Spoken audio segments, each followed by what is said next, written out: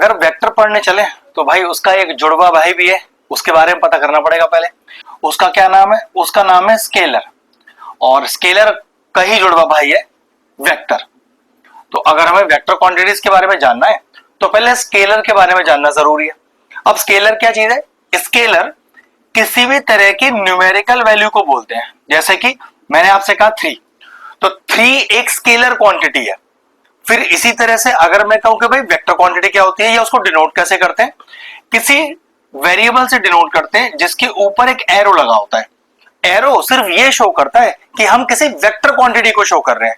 जैसे कि मान लीजिए कि आपने किसी दूरी को तय किया अपने स्कूटर से, तो दूरी तय हुई मान ले 5 किलोमीटर, तो मान लेना वो जो 5 है ना वो मैग्नीट्यूड कहलाएगा।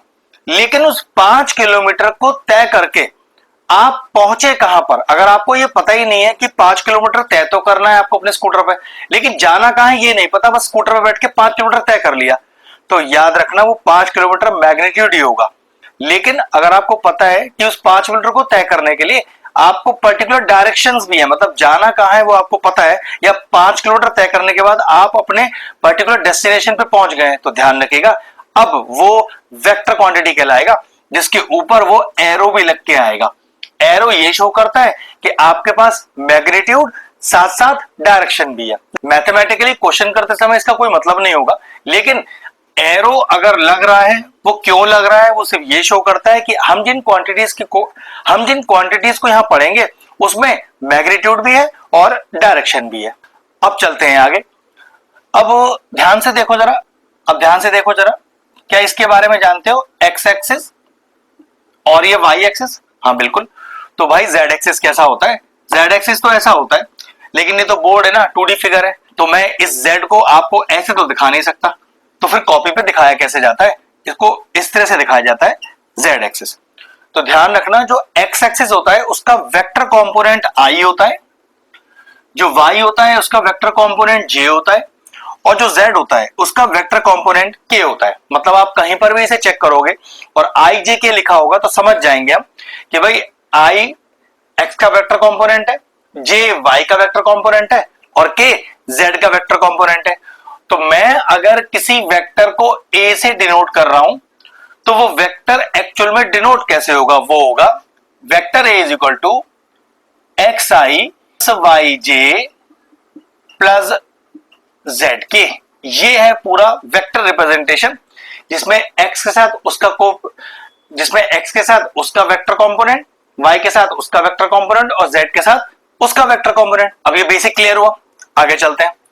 मान लीजिए वेक्टर को एक्चुअल में पढ़ते कैसे है या वेक्टर को ऐसे डिनोट कैसे करते हैं।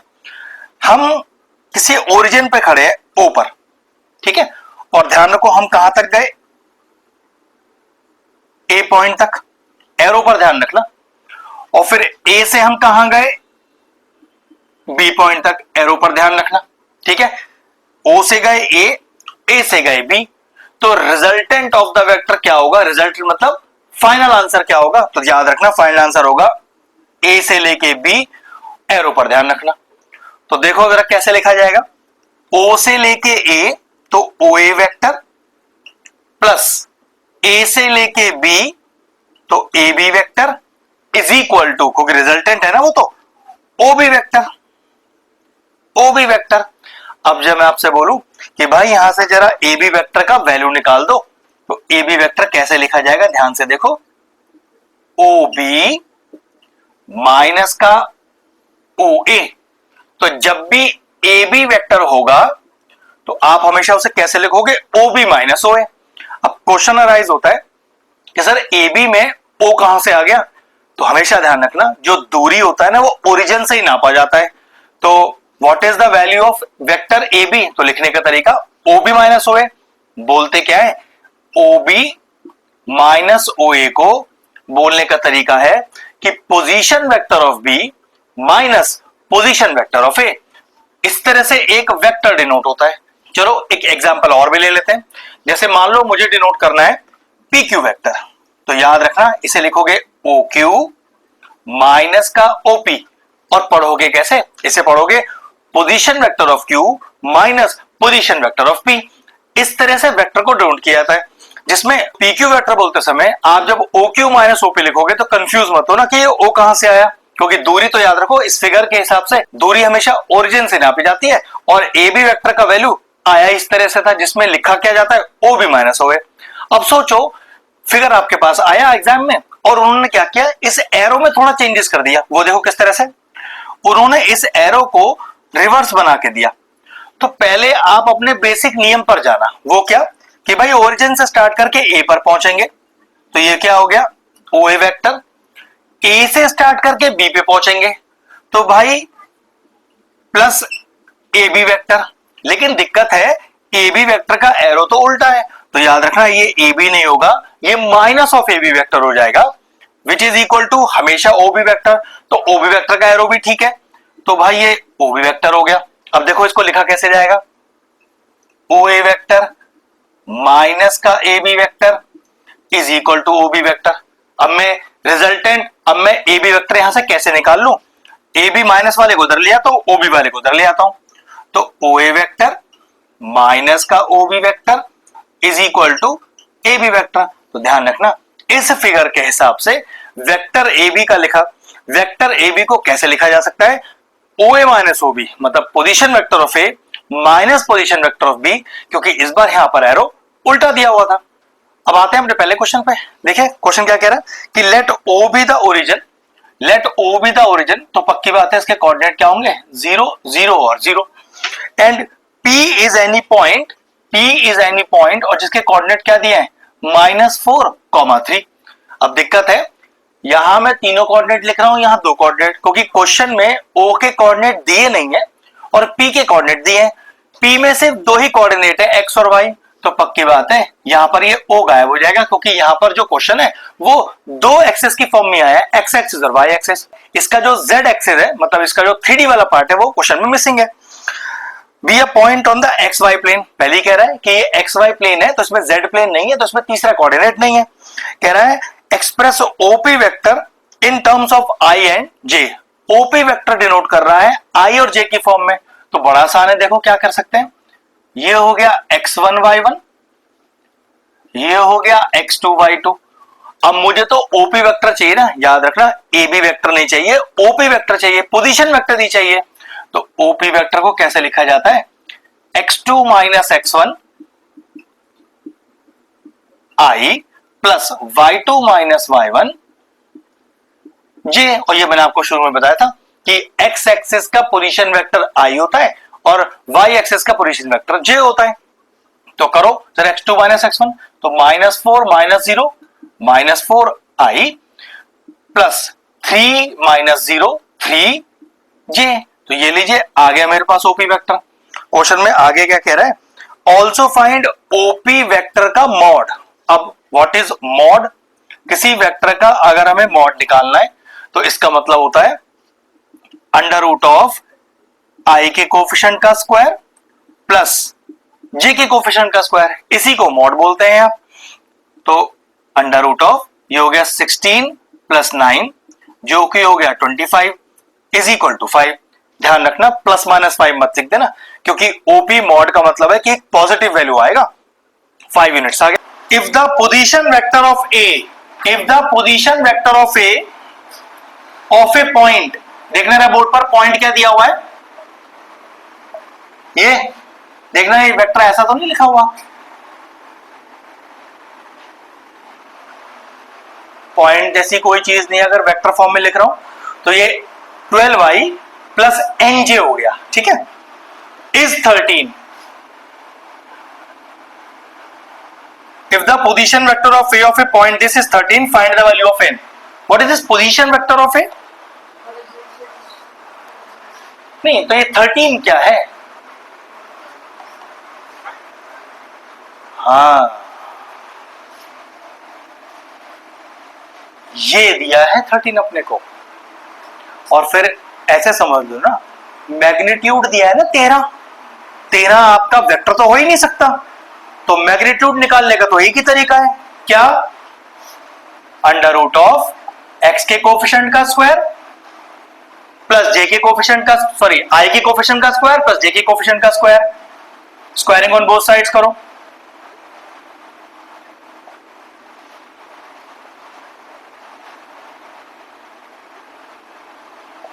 25 बचेगा क्या? लेकिन भैया n तो आपका प्लस माइनस हो सकता है। हाँ भाई वो तो x और y की वैल्यू है, वो कोई दूरी थोड़ी ना डिनोट कर रहा है। तो फाइनल हमें क्या निकाल, find the value of n, therefore the value of n is plus minus 5। तो ध्यान रखना, लाइन में, क्वेश्चन की लाइन में कंफ्यूजिंग है कि भैया 13 क्या है।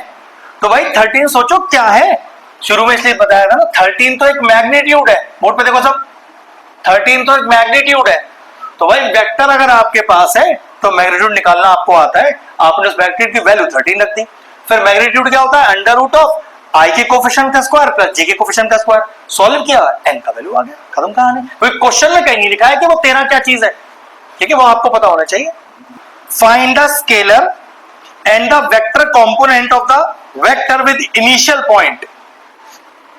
क्या मान लो इनिशियल को ए मान लो, फर्क ही नहीं पड़ता कुछ भी नहीं, क्योंकि ओ मत मानना, ओ तो वह ओरिजिन को लेता है जिसके कोऑर्डिनेट 0 0 होते हैं। तो भाई इनिशियल को आप ए मानो, और देखो पॉइंट क्या दिए हैं, 2 1। बोर्ड पे देखना,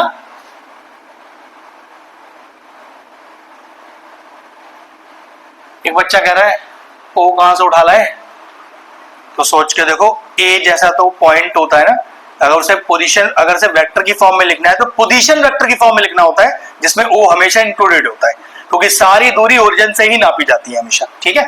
और दूसरा पॉइंट क्या है अपने पास, -5,7। तो भाई ये क्या दिया हुआ है, और हमसे क्या मांग रहा है, find the scalar and the vector component of a vector. अब सोचो, अगर आपके पास उसके पोजीशन वेक्टर OA और OB है, तो वेक्टर कौन है फिर आपका, AB।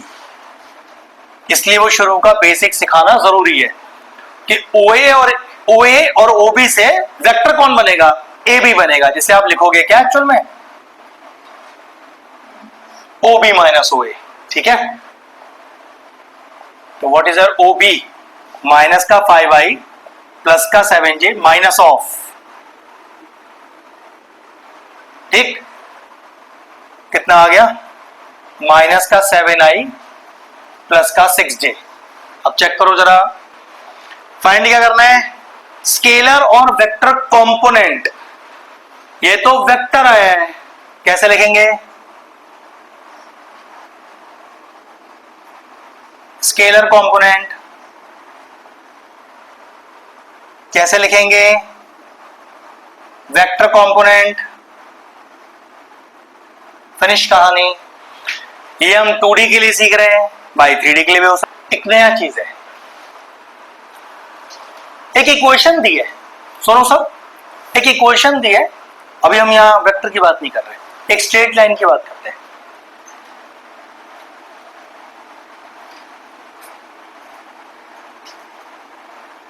इसके पैरेलल इक्वेशन दे शिवानी, ऐसे लिख के आया है, given equation of a line parallel to the given equation.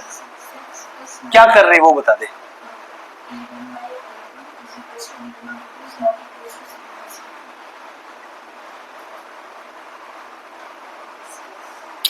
कुछ सही है कुछ गलत है, सिंपल सा चीज है।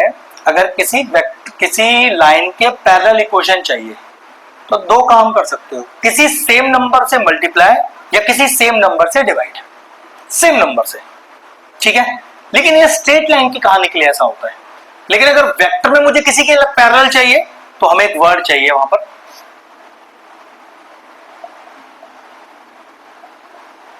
पहले उसका यूनिट वेक्टर चाहिए आपको। वेक्टर में ऐसे हम किसी टर्म से मल्टीप्लाई नहीं कर सकते उठा कैसे, क्योंकि दिक्कत है, टर्म का मल्टीप्लिकेशन मैग्नीट्यूड होता है, वेक्टर नहीं होता है।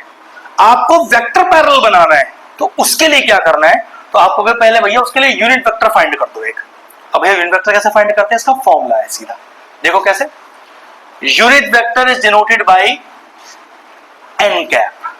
आपने जैसे ही एन कैप लिखा कहीं पर, तो ये मुझे बताने की जरूरत नहीं है ना आपको पूछने की भैया क्या कर रहे हो, यूनिट वेक्टर निकाल रहे हो आप। इसका डायरेक्ट फॉर्मूला क्या है, जिस वेक्टर को निकाल रहे हो वो अपॉन में उसका मॉड। तो जो यूनिट वेक्टर होता है वो गिवन वेक्टर के हमेशा पैरेलल होता है। अगला क्वेश्चन पढ़ना। क्या कोई एक ऐसा वेक्टर चाहिए जो गिवन वेक्टर के पैरेलल हो?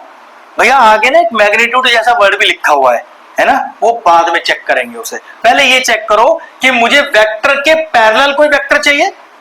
क्वेश्चन लिखा है find a vector of magnitude 5, ये बाद में देखना मैग्नीट्यूड 5, इसकी कहानी अभी शुरू में नहीं है। Find a vector which is parallel to किसके? 2i माइनस जे के। तो इसके पैरेलल वेक्टर ढूंढने के लिए आपको इसका यूनिट वेक्टर निकालना पड़ेगा। जैसे किसी स्ट्रेट लाइन में पैरेलल लाइन ढूंढने के लिए किसी टर्म से मल्टीप्लाई कर देते हैं सीधा, लेकिन वो किसी मैग्नीट्यूड से मल्टीप्लाई करते हैं जो कि स्केलर क्वांटिटी है। वेक्टर में ऐसा नहीं कर सकते आप उसको। पहले अब वेक्टर वाले केस में पैरेलल प्रूफ करने के लिए वेक्टर यूनिट वेक्टर निकालना पड़ेगा। तो चलो वही निकालते हैं। तो लिखा कैसे कि let n cap be the unit vector. तो इसका यूनिट वेक्टर कितना आया? 2i माइनस का j होल अपॉन i के कोफिशिएंट का स्क्वायर प्लस j के कोफिशिएंट का स्क्वायर, 4 + 1 5। बोर्ड पे देखो साहब, क्या वो वेक्टर आ गया? और इस वेक्टर का क्या चाहिए? मैग्नीट्यूड 5।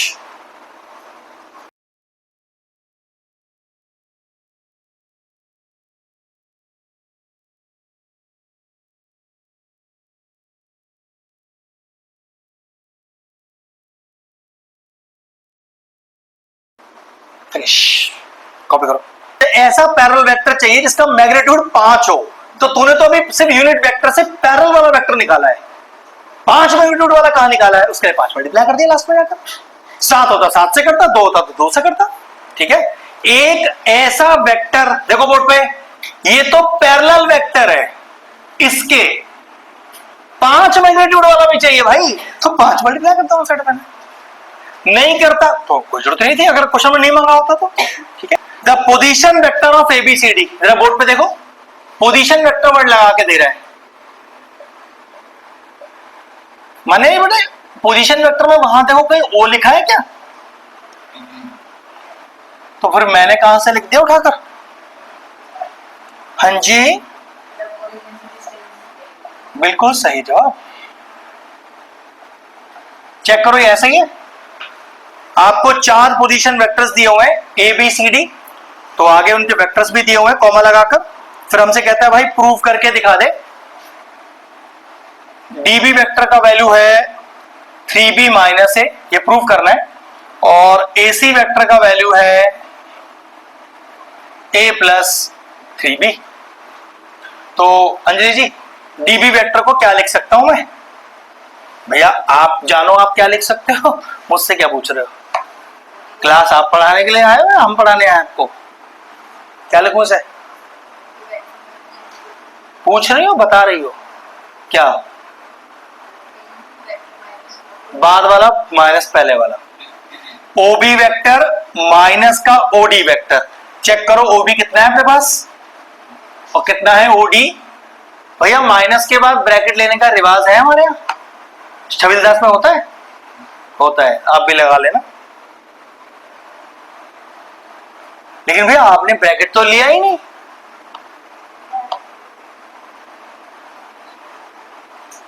चेक करो मैच हो गया क्या? चलो दूसरा खुद निकाल के दो मुझे फटाफट से। इसे कॉपी कर लो और एसी निकाल के दे दो, ओसी माइनस ओ ए लिखकर। माइनस का ध्यान रखना, ये आप जो एरो लगा रहे हो सिर्फ बी पर लगाओ, 3 पर नहीं। ठीक है, मतलब वो एरो मैग्नीट्यूड वाली वैल्यू पे ना दिखाई दे। ठीक है, ध्यान रखना उसे। ये बात को तो समझ के, मतलब ये समझदारी क्या चीज है। अपन 2a लिख रहे हैं और एरो इतना बड़ा लगाया कि वो 2 पे होता हुआ गया ना, 2 पे नहीं जाएगा, सिर्फ a पे आएगा। वो 2 तो मैग्नीट्यूड है उसका। देख लो मेरा कहीं ऐसा एरो दिख रहा हो जो 3 को दिखता हो कभी ऊपर या 2 में दिखता हो, देखो कहीं नहीं दिखाई देगा। वो आदत में है कि वो आएगा ही नहीं कभी, या कुछ बच्चों को पता ही नहीं क्या लिख रहे हैं। साइंस होने का कोई मतलब तो नहीं है, साइंस आती नहीं हो, फेल मारा सब में। तो ऐसा भी हो जाता है। ये पूरा पहला पेज मैं तकरीबन सारे क्वेश्चन 1 मार्कर है, आपको एमसीक्यू में ही दिखाई देंगे सभी। ये अभी बड़ा क्वेश्चन कोई भी नहीं है, 2 3 4 5 वाला वो सब बाद में जाकर आएंगे, ठीक है। चलो कह रहा है find the position vector of the point of the joints of the point. देखो जरा बोर्ड पे बेटा, इसका प्रेजेंटेशन गड़बड़ हो जाता है बहुत ज्यादा। एक ऐसा पॉइंट निकालिए जिसका पोजीशन वेक्टर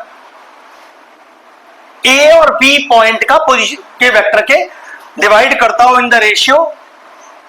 अब प्रॉब्लम ये है जब हम पॉइंट लिखते हैं तो एबीसी की फॉर्म में लिखते हैं, लेकिन पोजीशन वेक्टर तो ओ ए ओ बी ओ सी की फॉर्म में लिखते हैं। वहां तो मैं लिख नहीं सकता, तो वहां तो मैंने ऐसे ही छोड़ दिया, लेकिन देखो आंसर कैसे लिखा जाएगा। सेक्शन फॉर्मूला तो पढ़ा है अपन ने, तो सबसे पहले मैं इसको कैसे सेक्शन फॉर्मूला डिवाइड कर रहा हूं। देखो वहां 2 केस में डिवाइड किया हुआ है क्वेश्चन में, एक बार एक्सटर्नली एक बार इंटरनली। तो पहले इंटरनली बताता हूं कैसे लिखोगे। देखो बोर्ड पे जरा,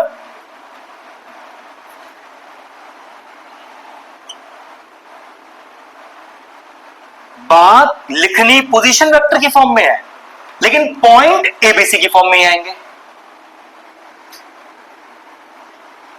ये बेटा समझनी जरूरी है।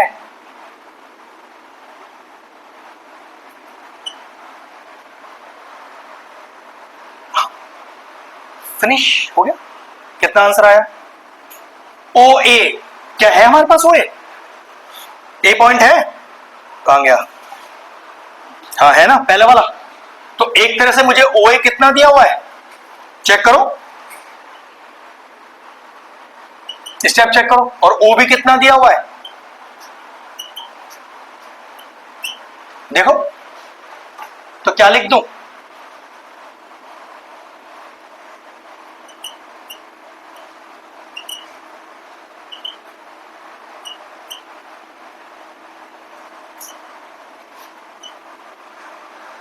फोर ए 6B 9A 6B 5।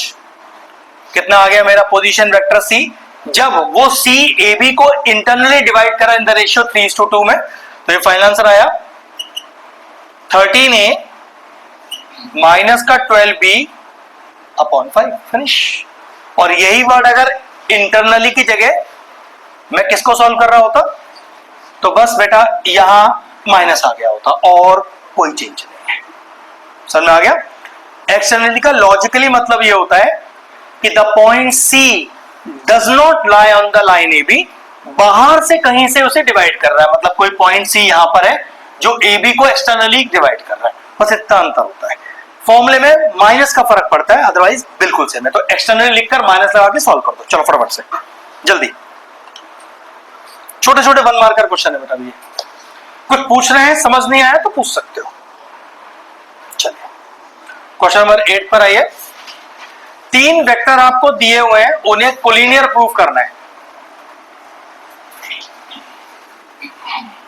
प्रकृति कैसे करेंगे बेटा कोलिनियरिटी?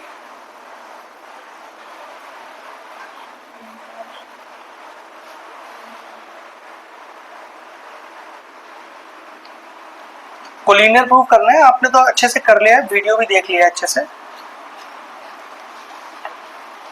उसमें कोलिनियरिटी नहीं बताया होगा उन्होंने, बताया ना? तो वो समझा। तो कब से बोलने लग गए ऐसा? जब से मेरे पास मोबाइल आया है तो भूल जाती है। 10th तो कभी भूली नहीं आज तक। 10th तो पहले से पहले याद होता था कुछ, अभी कैसे बोल रही है? कोलिनियरिटी में तीनों वेक्टर के बीच में किसी भी तरह का रिलेशनशिप कोलिनियर बताता है। भैया मतलब एक वेक्टर किसी दूसरे वेक्टर का दुगना है, तिगना है, आधे के बराबर है, तीनों का सम 0 है, कुछ भी हो सकता है मेरे पास। चेक करो बोर्ड पर। भैया ये आपको ऐसे दिए, ये आपको कैसे पता चला? बोर्ड पे देखो सब ध्यान से।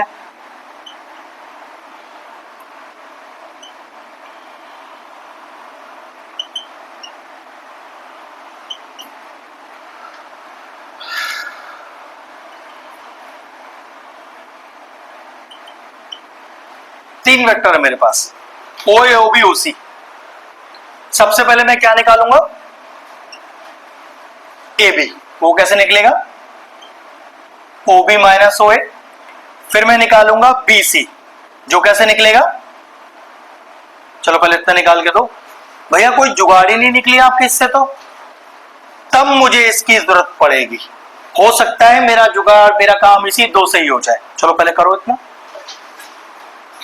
अच्छा, वो जो मैं पूछ रहा था, ये मुझे कैसे पता चला कि ये ओ ए ओ बी ओ सी दिया है, क्वेश्चन में तो कहीं लिखा नहीं है कि ये पोजीशन वेक्टर्स है, बताओ। हमेशा याद रखना, तीन वेक्टर का रिलेशनशिप अगर निकालना हो तो वो पोजीशन वेक्टर की फॉर्म में ही निकलेगा। तीन वेक्टर अगर दो होते ना, सिर्फ दो, तो इनमें पहले से ही कोई रिलेशनशिप होता। तीन के लिए आपको पोजीशन वेक्टर ही निकालना है इसमें। चलो पहले कॉपी करो और मुझे बताओ ओ बी माइनस ओ ए कितना आ रहा है और ओ सी माइनस ओ बी कितना आ रहा है, फटाफट से कैलकुलेट करके बता दो।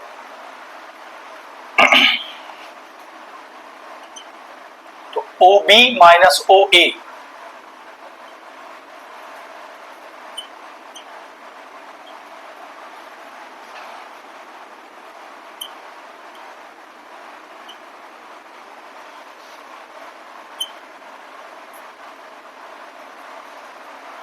ये क्या कर दिया, ए बी सी ना,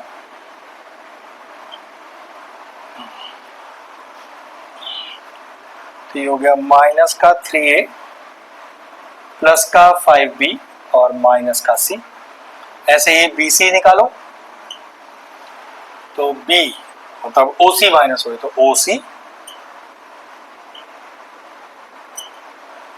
माइनस का ओ बी, तो प्लस 2a माइनस का 3b और माइनस का 2c। ये कितना आ गया, माइनस 6a प्लस का 10b माइनस का 2c।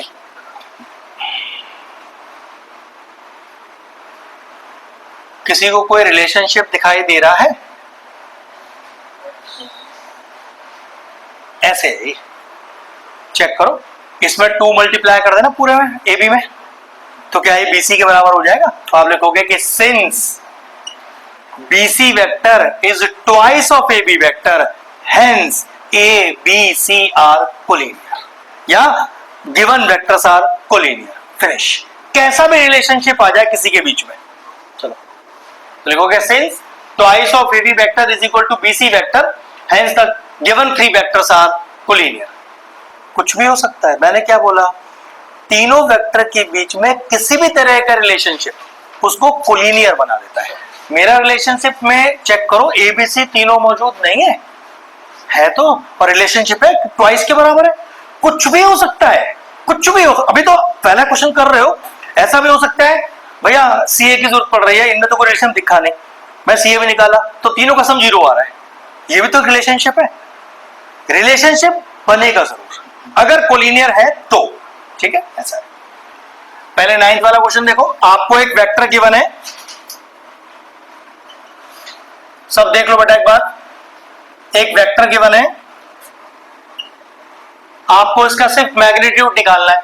तो मैग्नीट्यूड क्या बोलता है बेटा, मॉड लगाया पहले, और इसको कैसे लिखा मैंने, अंडर रूट ऑफ आई के कोफिशिएंट का स्क्वायर प्लस जे के कोफिशिएंट का स्क्वायर प्लस के कोफिशिएंट का स्क्वायर। तो 9 प्लस 4 प्लस 36, ये हो गया 40 और 49, मैग्नीट्यूड आ गया 7, खत्म कहानी। फिर क्वेश्चन नंबर 10 में हमें एक यूनिट वेक्टर निकालना है इस वेक्टर के अलोंग,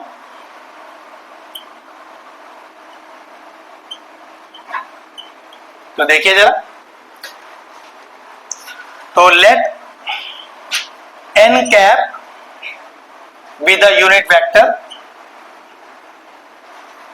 तो n कैप का फॉर्मूला डालेंगे, वेक्टर अपॉन उसका मॉड, तो 6i माइनस का 3j प्लस का 2k whole upon under root of 6 का स्क्वायर प्लस माइनस 3 का स्क्वायर प्लस 2 का स्क्वायर। तो n cap is equal to, जरा नीचे का चेक करो कितना आ गया, 36 कितना आ रहा है टोटल? रूट 70। अच्छा वो 7 आ गया पूरा सॉल्व करके, ठीक है। तो ये कितना हो गया देखो फिर, 6/7i minus 3/7j plus 2/7k। ये लीजिए, यही पैरेलल वेक्टर भी है, यही in the direction of the vector भी है, कुछ भी बोल सकते हो इसे आप, बोलने के अलग अलग तरीके। सॉल्व हो गया। ये रूट 49 आ रहा है जो कि 7 हो गया, तीनों के नीचे सेपरेट कर दिया उठाकर मैंने। बोलो, ठीक है। तो ज्यादा स्पीड नहीं करा रहा, आपको दिमाग में धीरे धीरे ही घुसेगा।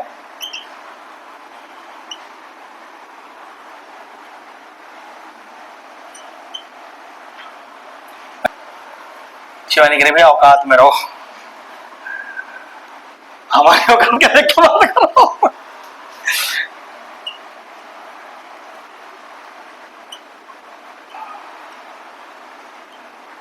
क्या करना है पहले देखो, पहले 2j कर दो, सॉरी क्या लिख रहा हूं मैं, ये सबसे पहले 2b कर दो, इसे a में से माइनस कर दो और मॉड लगा दो उठा के इसके अंदर। चलो फटाफट से करो। पहले 2b की वैल्यू निकाल लो यहां से, ये आ गया 4i माइनस का 8j प्लस का 6k।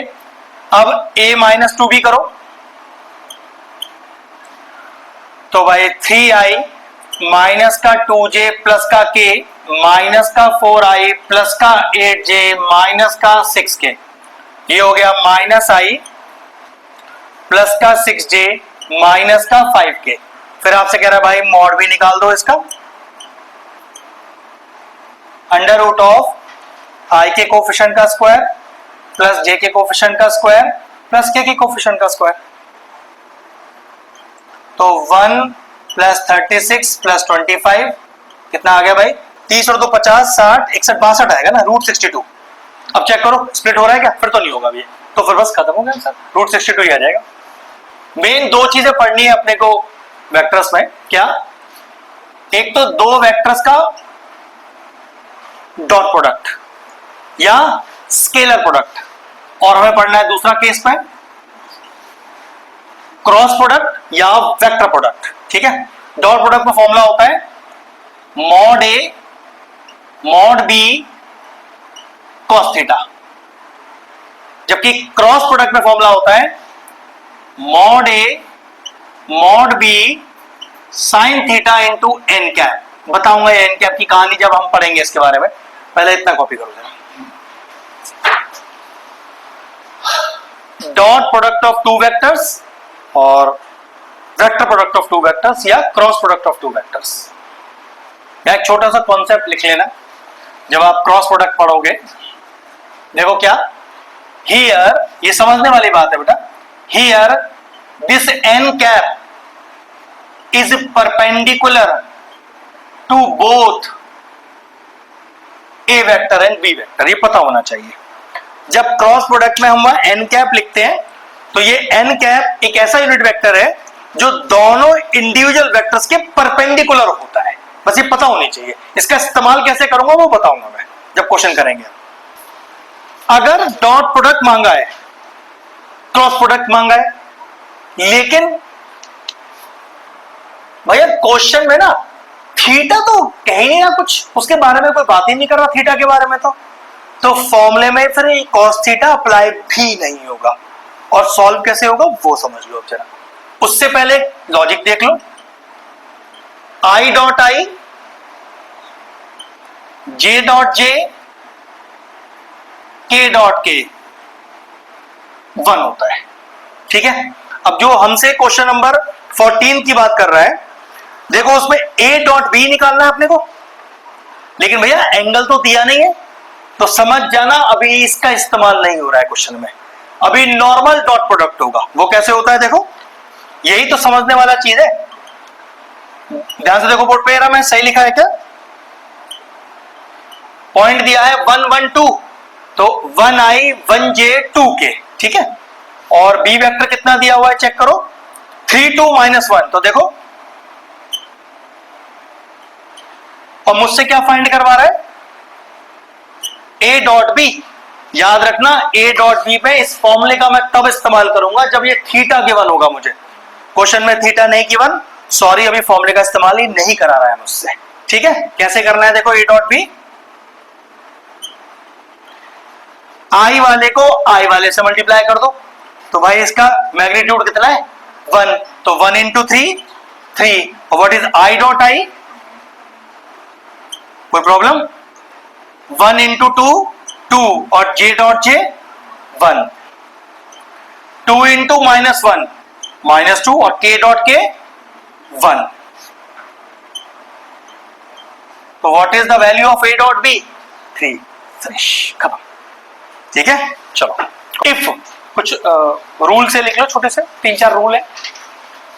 If vector A and vector B, board पे देखो, are perpendicular to each other, then their dot product is 0, ये पहला है। दूसरा, if vector A and vector B are parallel to each other, then first vector is lambda times second vector। चलो copy करो, इसको use अभी करेंगे हम। दो वेक्टर परपेंडिकुलर हैं तो दोनों का डॉट प्रोडक्ट 0 है, और दो वेक्टर आपस में पैरेलल हैं तो एक वेक्टर दूसरे वेक्टर के लैम्डा टाइम्स है। लैम्डा मतलब कोई कांस्टेंट मैंने इंट्रोड्यूस किया हुआ है, के टाइम्स कह सकते हो, क्योंकि मोस्टली यहां लैम्डा यूज किया जाता है तो इसलिए लैम्डा टाइम्स लिख दिया है मैंने। और ये सेकंड वाला हमने रूल काफी जगह आगे बड़े क्वेश्चनों में यूज करना है, जब दो वेक्टर आपस में पैरेलल होते हैं तो क्या करते हैं, तो याद रखना। Find the value of gamma so that the vector, देखिए 2i प्लस गामा जे प्लस के, और एक दूसरा वेक्टर है बी आपके पास i माइनस का 2j प्लस का 3k are perpendicular to each other. देखो जरा, आप कह रहे हो कि भैया vector A is perpendicular to vector B, तो आप कह सकते हो भाई डॉट प्रोडक्ट 0 है, और डॉट प्रोडक्ट करते हैं इसका।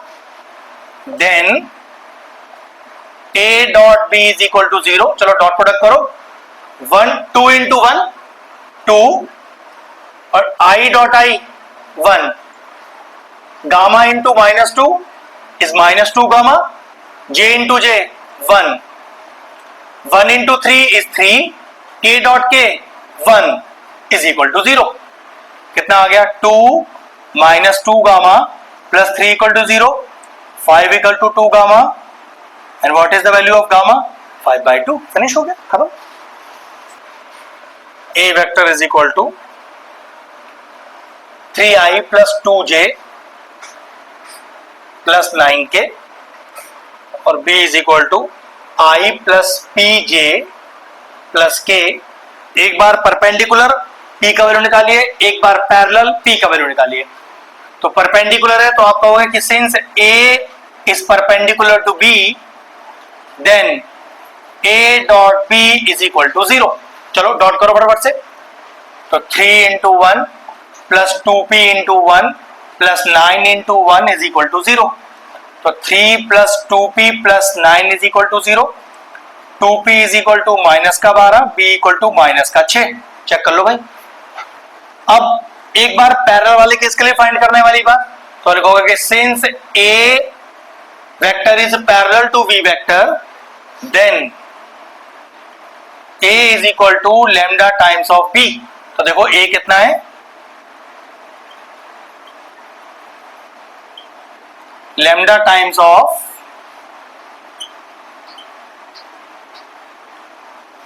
स्टेप चेक करिएगा ध्यान से,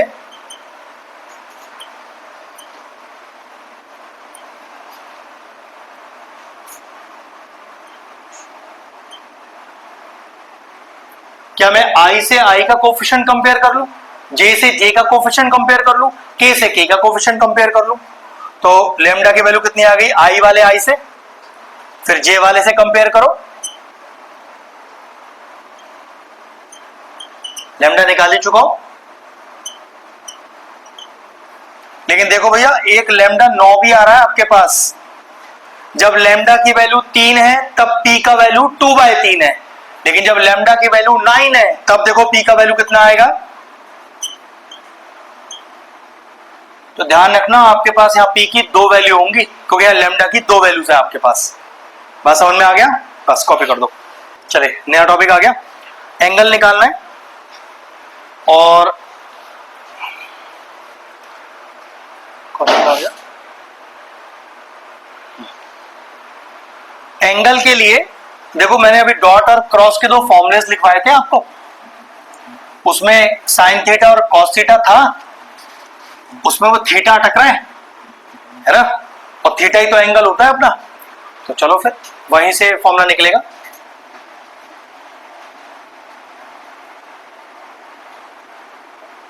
देखो बेटा, अगर आपको दो वेक्टर्स के बीच में एंगल निकालना है तो हमेशा डॉट प्रोडक्ट का ही इस्तेमाल करना, जब तक क्रॉस क्वेश्चन में दिया ना गया हो। ठीक है, ऐसा तो क्वेश्चन में कुछ कहा नहीं है डॉट क्रॉस वाला, तो डॉट ही इस्तेमाल करते हैं इसमें हम। और देखो फॉर्मूला क्या हो गया हमारा, दो वेक्टर का डॉट प्रोडक्ट होल अपॉन उनका मैग्नीट्यूड से डिवाइड, ये होता है दो एंगल के बीच का वेक्टर, दो एंगल के बीच में, दो वेक्टर्स के बीच में एंगल का फॉर्मूला। कॉपी करो और कोई इस्तेमाल मत करना इसके अलावा। साइन वाला इस्तेमाल किया जाता है लेकिन उसके लिए नियम दूसरा है कुछ, तो बताऊंगा वो क्या नियम है जब आएगा।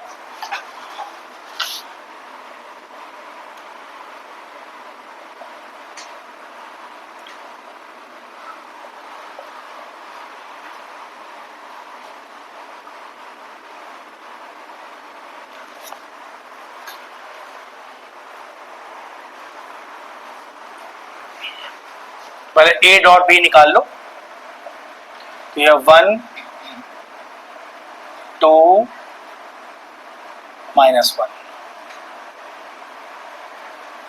बेटा बहुत आराम से और ध्यान से करना, 1 मार्कर क्वेश्चन भी कितनी बार गलत हो जाते हैं बच्चों से जल्दबाजी के चक्कर में, इसलिए आराम से।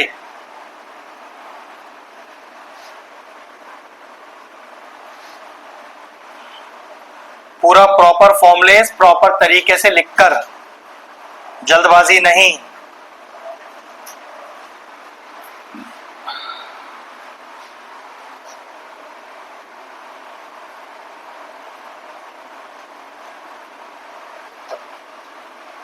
देखो ना, पहले स्टेप समझ लो एक बार। ठीक है भैया, कॉस थीटा आया है, थीटा थोड़ी ना है आपका आंसर अभी।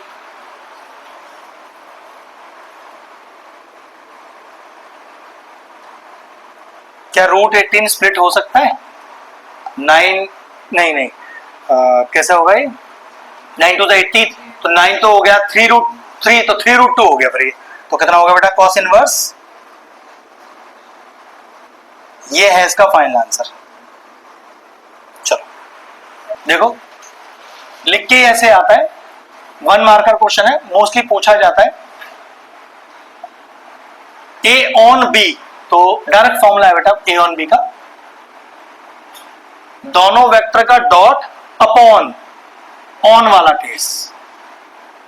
अगर ये बी ऑन ए होता तब भी ऊपर तो डॉट ही आता, लेकिन नीचे फिर ए वेक्टर का मॉड आता। तो बस ए ऑन बी निकाल दो, ए और बी दोनों आपके पास है। चलो कॉपी फॉर सॉल्व करो। ए डॉट बी कितना आ रहा है?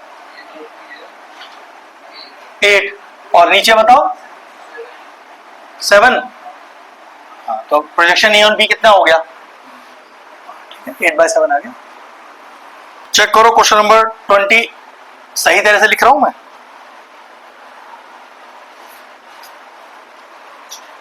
मुझे हल्का सा कॉन्सेप्ट याद दिलाना। एक बी वेक्टर भी अपने पास गिवन है और एक सी वेक्टर भी अपने पास गिवन है।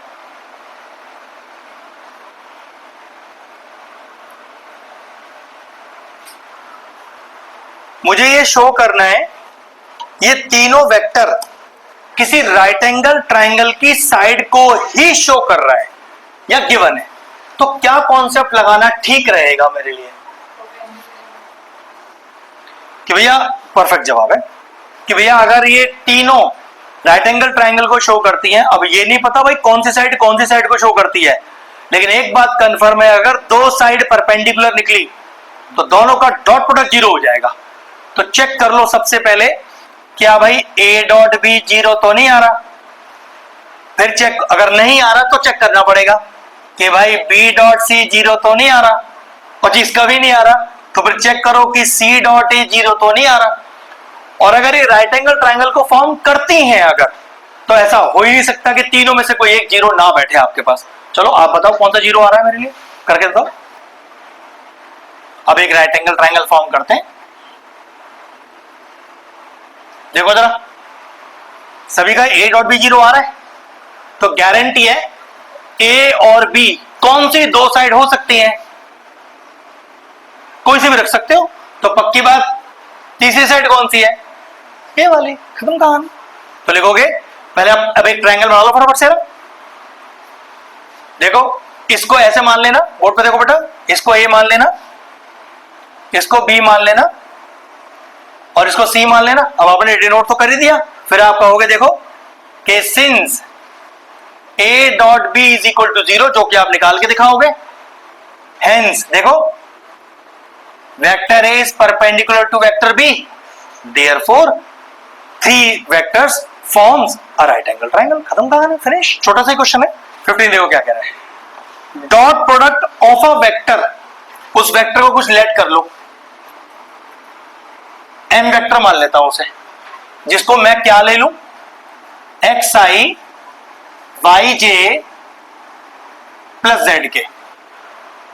इस वेक्टर का डॉट प्रोडक्ट तीन अलग अलग वेक्टर के साथ दिया हुआ है। देखो क्या, उस पहले वेक्टर को लेट कर लेते हैं जो क्वेश्चन में गिवन है,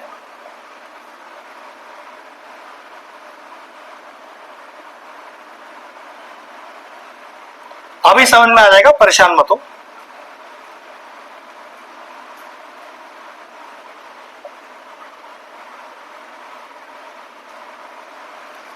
वो कह रहा है एक वेक्टर का डॉट प्रोडक्ट इसके साथ इसके साथ इसके साथ दिया है मैंने आपको, आप मुझे वो वेक्टर लेट बता दो क्या लेट है।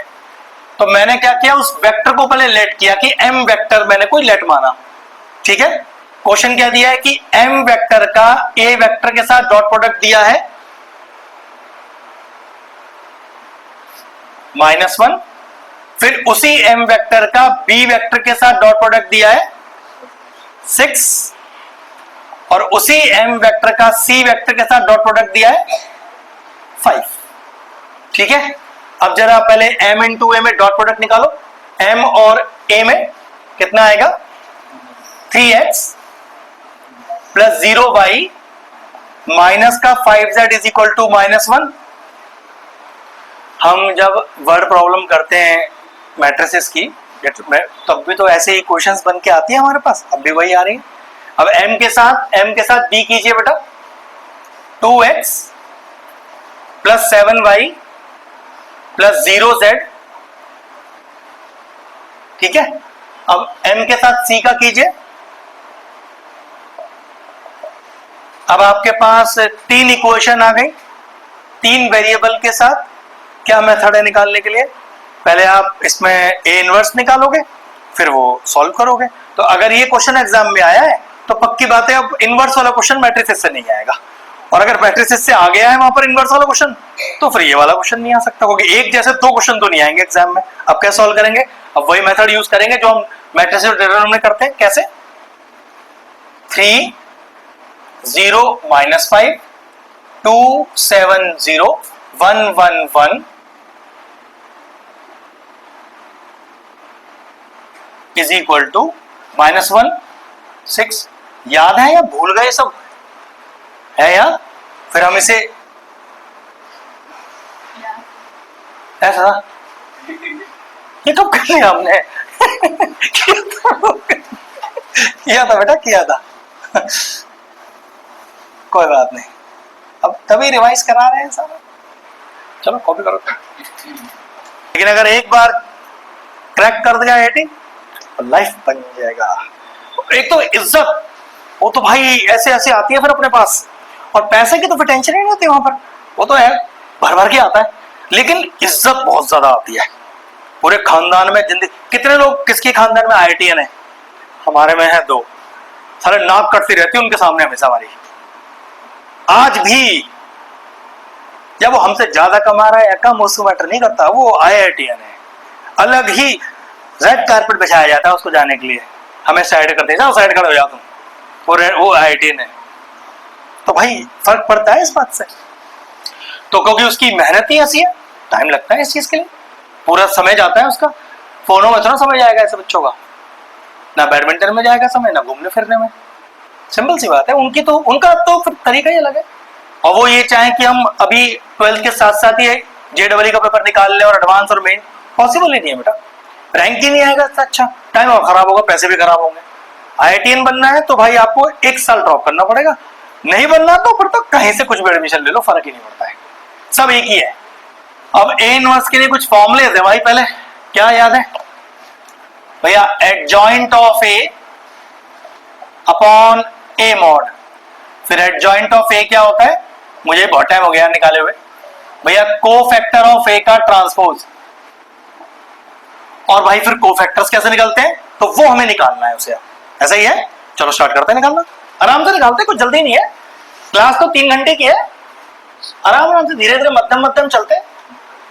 वैसे देखो इस क्वेश्चन में एक फायदा था, इस क्वेश्चन में कहीं ऐसा लिखा नहीं है, देखो कुछ बात समझ लो, इस क्वेश्चन में कहीं ऐसा लिखा नहीं है कि A इनवर्स का इस्तेमाल करना है। और देखो 2 वेरिएबल 0 है आपके पास, है ना? तो अगर किसी को ऐसा लगे कि भैया आप क्यों इतना बड़ा मेथड कर रहे हो, मैं इसको उससे पहले निकाल दूंगा, तो कोई गलती नहीं है इसमें। समझ में आ रहा है मैं क्या कह रहा हूं? एलिमिनेशन सब्स्टिट्यूशन, हाँ बिल्कुल लगा सकते हो। अगर देखो क्या होता है, 3 वेरिएबल हो और 3 इक्वेशन हो पूरी, तो फिर तब भी सब्स्टिट्यूशन लगा सकते हैं, यह लंबा हो जाएगा, कहां तक पहुंच जाएगा वो। इसलिए इस मेथड का इस्तेमाल करते हैं, सटीक आंसर आएगा एग्जैक्ट लास्ट में। लेकिन ऑलरेडी आपके पास 2 वेरिएबल कम है, तो ऐसी कोई कंपल्शन नहीं है आपको कि आपको ये मेथड लगाना ही लगाना है। लेकिन ये मेथड ऐसा है, इस बहाने आपको A इनवर्स की प्रैक्टिस भी हो जाएगी और ये आपके लिए सटीक आंसर देगा, गलत नहीं आ सकता। कैलकुलेशन तो वो बड़ा हो जाता है, दिक्कत करता है, लेकिन कोई टेंशन नहीं है, जैसे चाहो वैसे कर सकते हो। और इवन मैट्रिसेस में भी ऐसा है, कहीं लिखा नहीं आया कि आप, हाँ लिख के आया कि using A inverse find XYZ, तो देखो करना पड़ेगा, वरना जैसे चाहो वैसे निकालो, लगा लो एलिमिनेशन। लेकिन वो एलिमिनेशन याद रखना, 3 इक्वेशन का कभी भी आसान नहीं होता है। इसकी वैल्यू निकाल के वहां डालो, उसकी वैल्यू निकाल के वहां डालो, वहां से निकाल के यहां डालो, फिर वहां डालो, करना ही पड़ेगा आपको। उलझन हो जाता है, उलझ जाता है क्वेश्चन बहुत ज्यादा। चलिए C11, तो -1 की पावर 1 + 1, ऊपर से नीचे मल्टीप्लाई, माइनस ऑफ नीचे से ऊपर। C12, -1 की पावर 1 + 2, ऊपर से नीचे मल्टीप्लाई, माइनस ऑफ नीचे से ऊपर। C13, -1 की पावर 1 + 3, ऊपर से नीचे मल्टीप्लाई, माइनस ऑफ नीचे से ऊपर।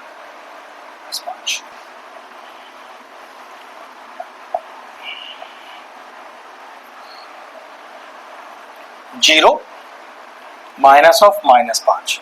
आराम से करना, जल्दबाजी मत करना बिल्कुल भी, फालतू क्वेश्चन गलत हो जाएगा वरना। 3 + 5 8।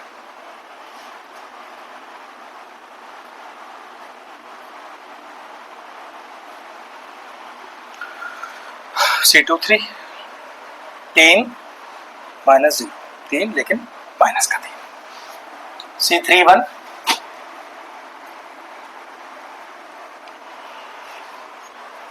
0 + 35।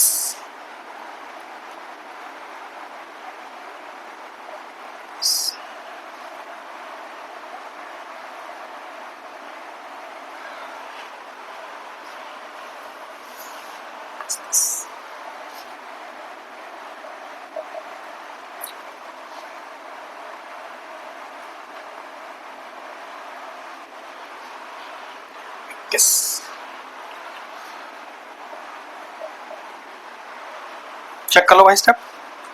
तो हमारा कोफैक्टर क्या आ गया, ऑफ A 7, माइनस का 2, माइनस का 5। आराम से करना बेटा, माइनस का 5 8, माइनस का 3, 35। भाई एक बार चेक कर लेना, क्रॉस चेक। एडजॉइंट निकालो, ट्रांसपोज करो इसका।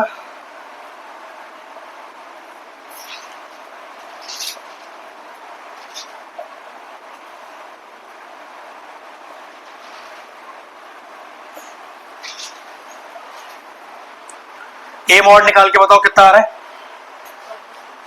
36, 46। ओके, ए मॉड 46 आ रहा है भाई। अब ए इनवर्स आ गया अपने पास।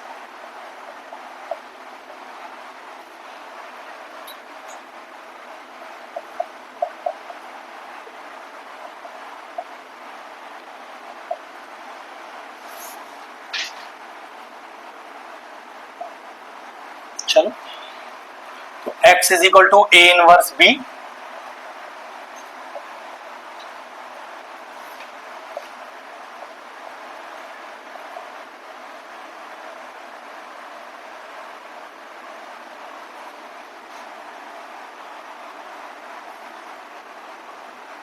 चलिए,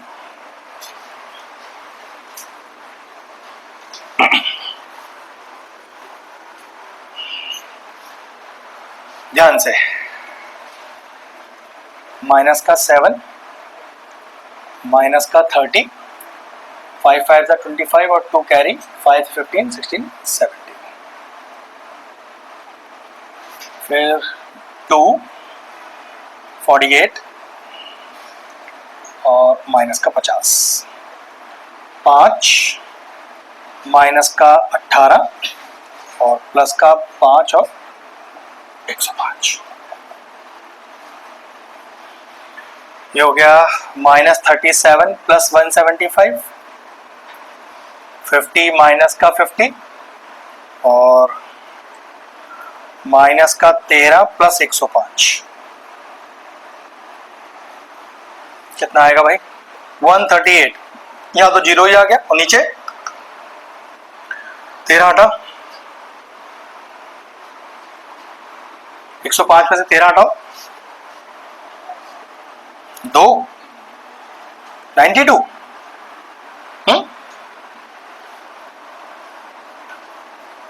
देखो कितने कितने टाइम्स जा रहे हैं। नीचे वाला 2 टाइम्स जा रहा है, ये 0। ये कितने टाइम्स जा रहा है? 3 टाइम्स, है ना? आ गया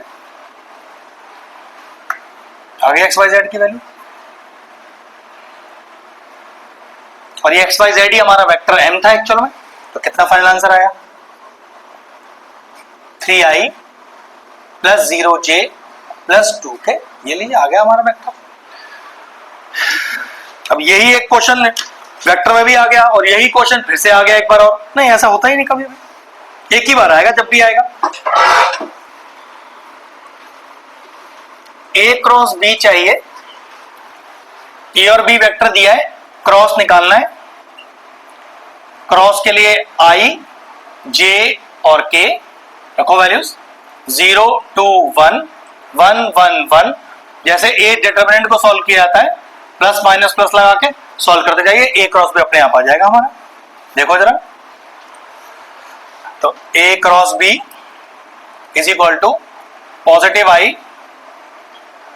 ऊपर से नीचे मल्टीप्लाई, माइनस ऑफ नीचे से ऊपर, ऊपर से नीचे मल्टीप्लाई, माइनस ऑफ नीचे से ऊपर, माइनस ऑफ j, फिर ये गया और ये गया, 0 माइनस का 1, फिर प्लस k, 0 माइनस का 2। तो कितना है आपका? a cross b i plus j minus का 2k। बस सॉल्व हो गया। चेक करो, मॉड निकालना है क्या? नहीं, मॉड नहीं निकालना। अगर मान लो मॉड भी निकालना होता, देखो बोर्ड पर, और मान लो ये भी निकालने के लिए बोल रहा है, तो अगला स्टेप क्या होता? i के कोफिशिएंट का स्क्वायर, j के कोफिशिएंट का स्क्वायर और k कोफिशिएंट का स्क्वायर। लेकिन ये मांगा ही नहीं है तो इसकी जरूरत ही नहीं इस क्वेश्चन में। चेक करो, कोई एक ऐसा वेक्टर निकालना है, ध्यान से क्वेश्चन पढ़ना तीनों। कोई ऐसा वेक्टर निकालना है तो जो 2 वेक्टर के परपेंडिकुलर हो। चेक कर लो एक बार पहले क्वेश्चन।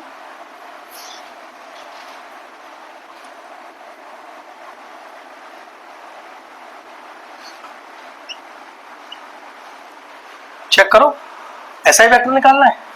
और इस पूरी क्वेश्चन में कौन है वो ऐसा जो ए और बी दोनों के परपेंडिकुलर है? N cap. तो याद रखना फॉर्मूला तो यहां से मैं नहीं निकालूंगा, लेकिन वो वेक्टर एन कैप है ये मुझे पता है, और उसका डायरेक्ट फॉर्मूला होता है a vector which is perpendicular to the two given vectors is a cross b upon a cross b का मॉड। ये है वो फॉर्मूला। जब एक ऐसा वेक्टर निकालना हो जो दो वेक्टर्स के परपेंडिकुलर हो तो डायरेक्टली फॉर्मूला चेप देना। इस फॉर्मूले से मैंने कोई काम धंधा नहीं किया है, ये तो फॉर्मूला इस्तेमाल ही तब होगा जब तक थीटा गिवन नहीं होगा। लेकिन वो एन कैप कौन था बस वो बताना था मुझे, इसलिए मैंने शुरू में आपको बोला था एन कैप कौन है, ये एक ऐसा वेक्टर है जो ए और बी के परपेंडिकुलर है और उसी की बात कर रहा है, तब फॉर्मूला ये लगता है इसमें। चलो पहले क्रॉस निकाल लो, फिर उस क्रॉस का ही मॉड निकाल दो और डिवाइड कर दो उठाकर इसके अंदर। वो फॉर्मूला तो अब इस्तेमाल हो ही नहीं है जब तक थीटा गिवन नहीं होगा। इस बार आपको क्वेश्चन कुछ इस फॉर्म में दिया है बेटा,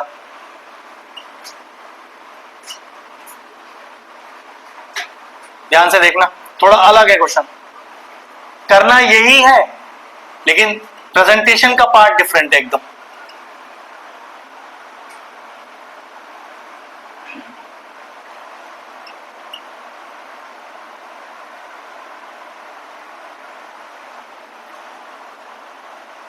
स्टेप चेक करो, पहले इतना तो समझ में आ गया। परपेंडिकुलर टू टू वेक्टर्स ओए ओबी ओसी पोजीशन वेक्टर है, वेक्टर नहीं है ये, तो वेक्टर यहां कौन से होंगे वो देखो। अब यहां पर थोड़ा सा समझने वाला बात भी है, ध्यान से देखना। अगर ए बी और सी तीन पॉइंट है तो वेक्टर लेने के लिए आप साइक्लिक चल सकते हो। वो कैसे देखो, दो वेक्टर कौन कौन से हो सकते हैं, वो दो वेक्टर ए बी और क्रॉस को लगा दिया अभी, ए बी और ए सी हो सकते हैं। वो दो वेक्टर ए बी और बी सी हो सकते हैं। वो दो वेक्टर बी सी और सी ए हो सकते हैं। अगर बी सी है तो भाई वो सी ए ही बनेगा, याद रखना। बी ए मत लिख देना उठाकर गलती से भी, सी बी भी मत लिख देना उठाकर गलती से भी।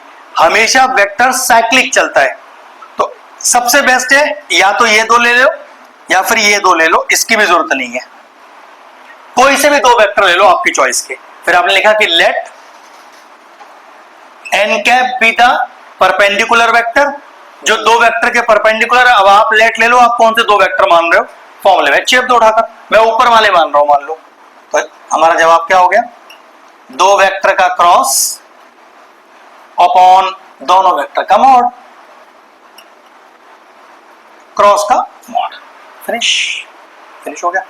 वहां पर ये वेक्टर आपको डायरेक्टली दिया हुआ था, यहां पहले पॉइंट्स गिवन थे, वहां से पोजीशन वेक्टर से वेक्टर फाइंड करना था, तब ये निकलेगा। अब ये ए बी यही वाला ए है और ए सी वही वाला बी है, लॉजिक सेम है। चलो स्टार्ट हो जाओ फटाफट से, पहले अपने ए बी और ए सी निकाल लो जल्दी से।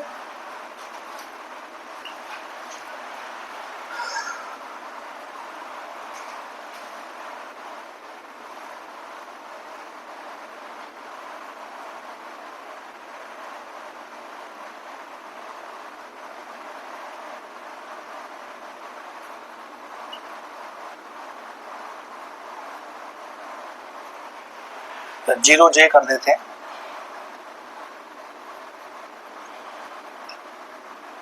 और ऐसे ही AC निकाल लो,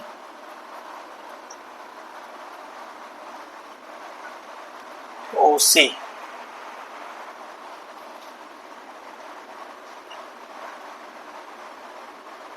माइनस का OA,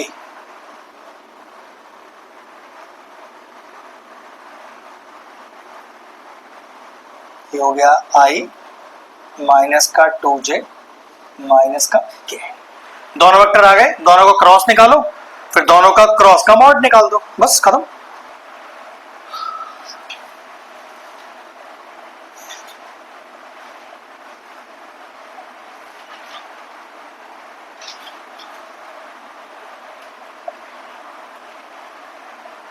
और इधर आएगा 1 माइनस 2 और चलो बताना कितना आ रहा है इसका क्रॉस सॉल्व करके, कितना आ रहा है क्रॉस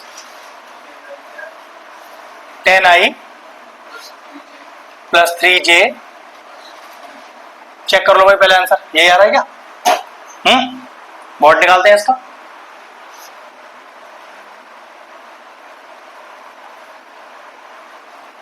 टेन का स्क्वायर, 3 का स्क्वायर और 4 का स्क्वायर, 100 प्लस 9 प्लस 16, 125।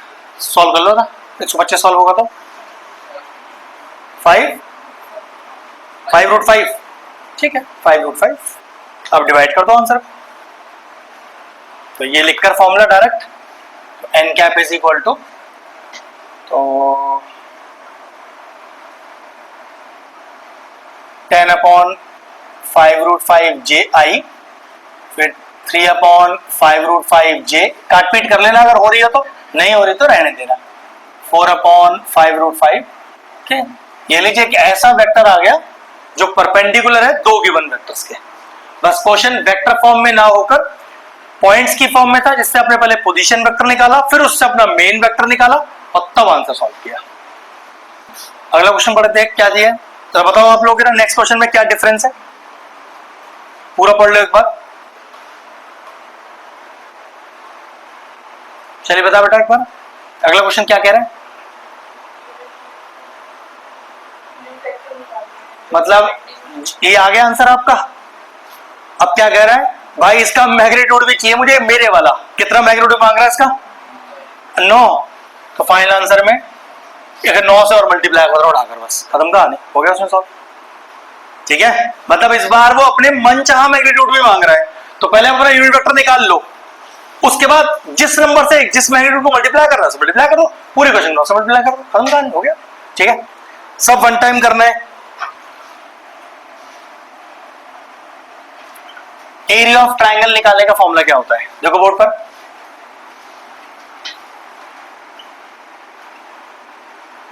हाफ ए क्रॉस बी, कॉपी करते रहो।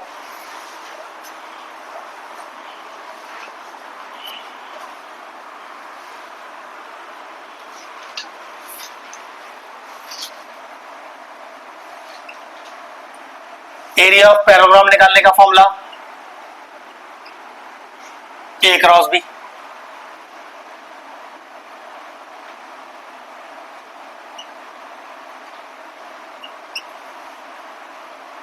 बोर्ड पे देखो क्या लिखा है मैंने। निकालना तो पैराग्राम का एरिया है, लेकिन भाई इस बार साइड्स नहीं गिवन है, इस बार डायगोनल्स गिवन है, तो ध्यान रखना फॉर्मूला क्या होगा फिर।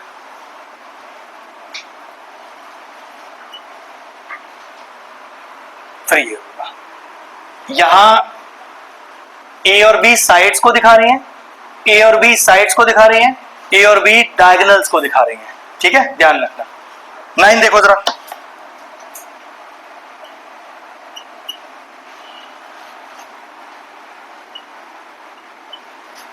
ऐसे दिया हुआ है और क्या मांग रहा है, फाइंड द वैल्यू ऑफ ए और बी। फाइंड द एंगल चाहिए भाई। देखो जरा इसका फॉर्मूला क्या है,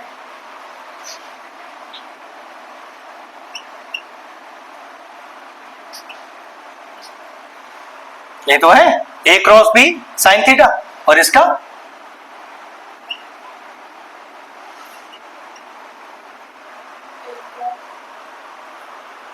एन का तभी लगाया जाएगा जब परपेंडिकुलर वाली बात की जाएगी।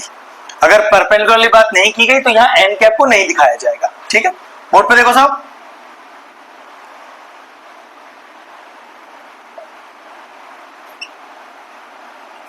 छोटे छोटे क्वेश्चन है बेटा। ठीक,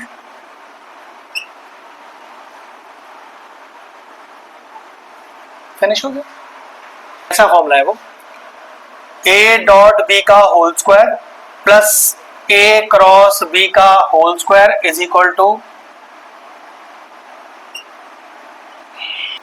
देखो मॉड ए क्या दिया हुआ है, मॉड बी क्या दिया हुआ है, ए डॉट बी क्या दिया हुआ है, और mod of A cross B क्या दिया हुआ है, चेक कर लो बराबर से। मॉड ए है 10, मॉड बी है 2, ए क्रॉस बी है 12 और भाई ए डॉट बी है 12 और क्रॉस निकालना है अपने को, तो बस सॉल्व कर दो फटाफट से।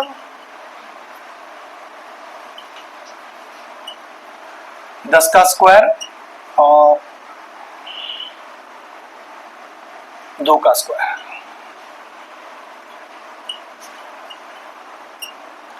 तो 100 इंटू 4 माइनस का 144,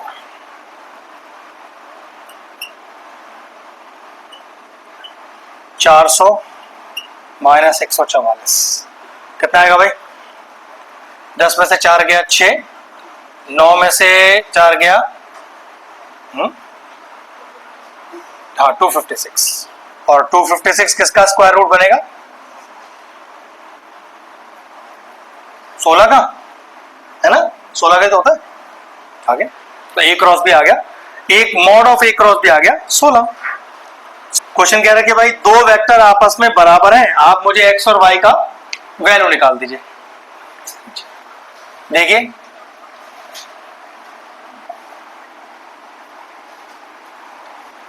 दो वेक्टर आपस में बराबर हैं, एक्स और वाई का वैल्यू निकाल दीजिए। कितना हुआ? कोएफिशिएंट कंपेयर कर लो, खत्म। कुछ A B C are the unit vectors. देखो जरा, अगर ये यूनिट वेक्टर्स है तो इन्हें ऐसा लिखा जा सकता है बेटा,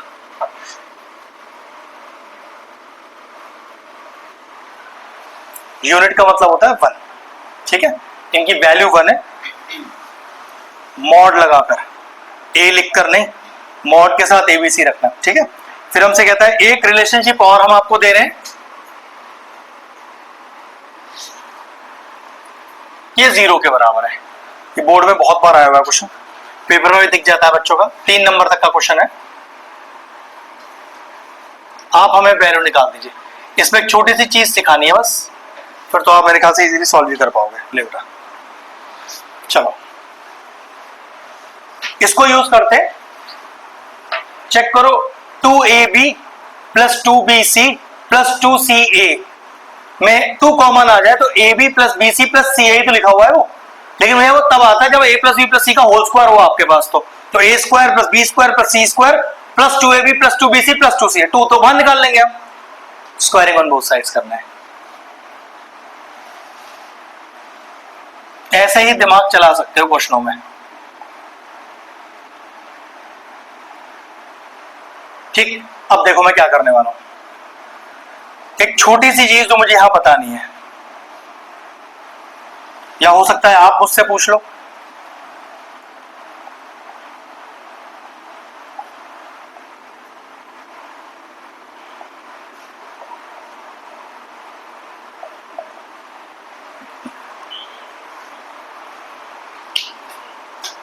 अगर ए मॉड में है, बी मॉड में है, सी मॉड में है, तो फिर ये मॉड में क्यों नहीं है तीनों? ध्यान रखना, अगर आपने ऐसे लिखा तो फिर ये cos थीटा लिखना जरूरी है आपका। अभी मैं तो बिना मॉड की वैल्यू चाहिए था ना, तो इसलिए ध्यान रखना, यहां पर ही मैं ऐसा कुछ डालूंगा नहीं, गलती से भी इसको ऐसे मत लिख देना या मॉड लगा के एक क्रॉस भी, तो ये गलत हो जाएगा क्वेश्चन आपका यहां पर, ठीक है? ये विदाउट मॉड ही आएगा।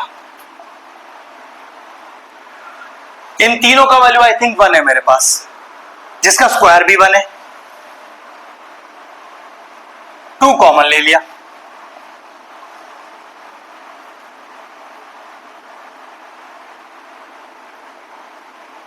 बोलो 3 हो गया, ये 5 मत कर देना इसको, 3 है ये, 2 तो मल्टीप्लाई में बॉड मास लगेगा, उधर जाएगा फिर वो।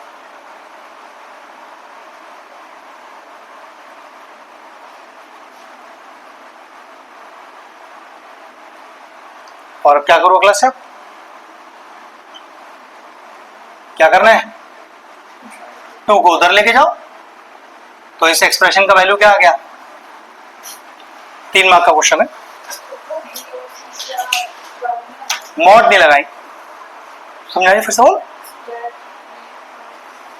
तो 1 का स्क्वायर तो 1 ही होता है ना। हाँ, ए स्क्वायर भी। अबे क्या कर रहा हूँ यार, बिल्कुल बेटा आएगा वो तो, स्क्वायर क्यों नहीं आएगा।